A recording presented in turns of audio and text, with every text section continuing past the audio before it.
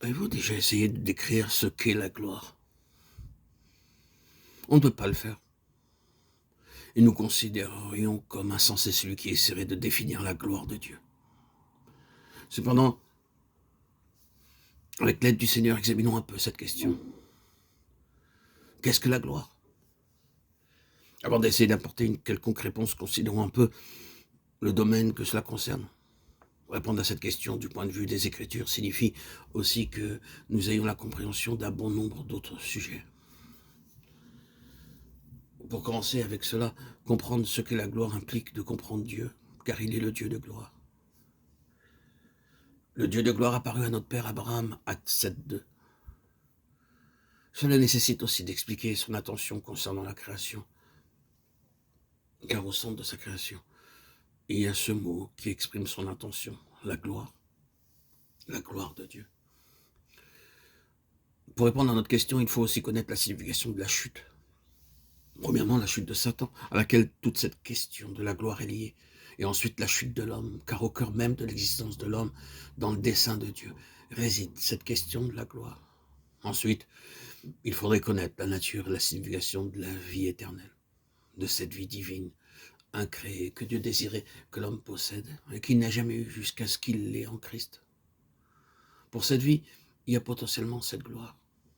De plus, pour connaître la signification de la gloire, il faudrait connaître la signification de la rédemption. Car encore une fois, la rédemption gravite autour de la gloire. Remarquez que là où la rédemption est présentée comme un fait accompli, même en type, la gloire est reliée avec cela. Considérons l'autel et la cuve d'airain et tout ce que peut signifier la rédemption.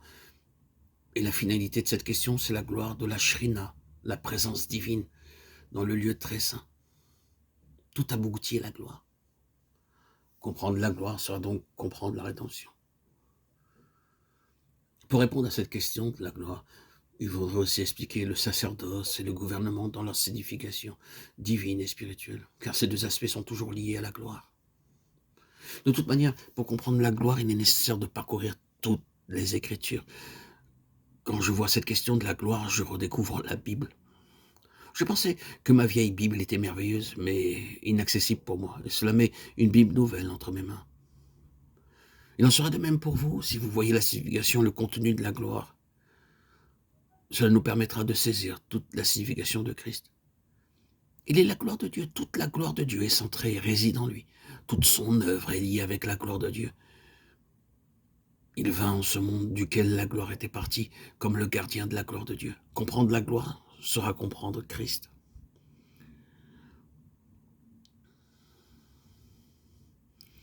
Si nous saisissons la signification de la gloire, nous connaîtrons notre appel, car nous sommes appelés à sa gloire éternelle. 1 Pierre 5.10. Pour célébrer sa gloire. Éphésiens 1.4.6. En outre, nous commencerons à comprendre notre vocation et notre service, car après tout, en quoi consiste le service de Dieu? Tout service de Dieu et pour Dieu peut être mesuré en tant que valeur spirituelle par un mot, la gloire de Dieu.